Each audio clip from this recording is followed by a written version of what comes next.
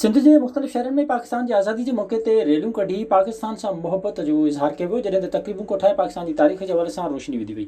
जामशोरे में पाकिस्तान मुस्लिम league functional ज़िले जामशोरे जे सदर सैयद सालिम मोहम्मद शाह, जनरल सेक्रेटरी फ़कीर हक नवाज़ ब्रह्माणी ऐं ॿियनि जी अॻवानी में कारुनि ऐं मोटरसाइकिलनि जी रैली कढी वई। खैरपुर में फुलपोटा एताज सिंध जे सदर शेरदिल ऐं ज़ाहिद ख़ान फुलपोटो जी अॻवानी में सरदार हाउस गाड़ी पुल ते हिकु पुरवकार तक़रीब कोठाई वई। इन मौक़े ते आज़ादी जो केक पिणु काटियो वियो। खोस्की में भी तहरीक इंसाफ़ हैदराबाद डिवीज़न के सदर अब्दुल्ला खान मूसा खिल की सरबराही में रैली कढी वई, जंहिंजी अॻवानी जहांगीर पठान, अब्दुल वहाब खान, मुबशर घुमण ऐं ॿियनि बि कई। कंबर में तंज़ीम असलाहुल फ़ुक़रा हुसैनिया नक्शबंदिया पाकिस्तान पारां दरगाह आलिया हुसैनाबाद खां साहिबजादा सैयद नसरुल्लाह शाह बुखारी, मौलवी मोहम्मद अली हुसैनी ॿियनि जी अॻवानी में रैली कढी वई। खिपरो में म्यूनिसिपल कमेटी ऑफिस में पाकिस्तान जो क़ौमी झंडो फड़काइण वारी तक़रीब थी, जंहिंमें पुलिस जे दस्तनि क़ौमी झंडे खे सलामी पेश कई।